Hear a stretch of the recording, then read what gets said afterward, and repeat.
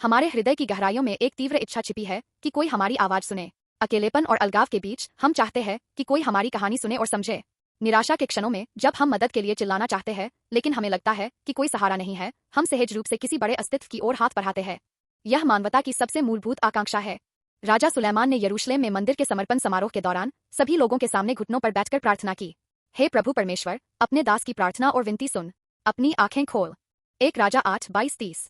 सुलेमान की प्रार्थना केवल एक अनुरोध नहीं थी, यह एक सच्चा संवाद था जो जीवन की सभी समस्याओं को परमेश्वर के सामने लाता था।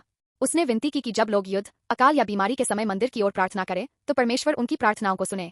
यह दर्शाता है कि प्रार्थना हमारी कमजोरियों और सीमाओं को स्वीकार करने और परमेश्वर से मदद मांगने का सबसे मूल कार्य है।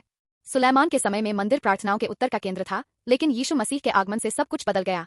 यीशु द्वारा क्रूस पर बहाए गए रक्त के माध्यम से परमेश्वर तक का मार्ग पूरी तरह से खोल दिया गया। अब हम यीशु के नाम में किसी भी समय और स्थान पर परमेश्वर के पास निडर होकर जा सकते हैं। इसलिए हम दया प्राप्त करने और आवश्यकता के समय सहायता पाने के लिए अनुग्रह के सिंहासन के पास निडरता से आए। इब्रानियों 4:16। कई लोग प्रार्थना को केवल इच्छा मांगने के रूप में देखते हैं, लेकिन प्रार्थना उससे कहीं अधिक है।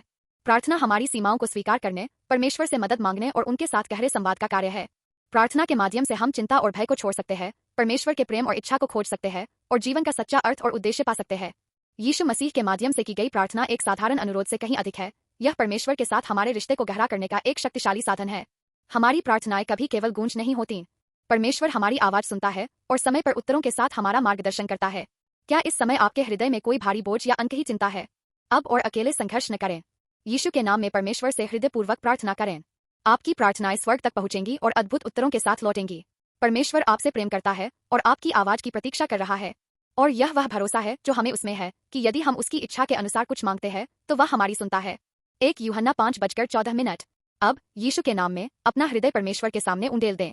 वह आपकी प्रार्थनाओं को सुनता है और अपने प्रेम और अनुग्रह के साथ उत्तर देगा।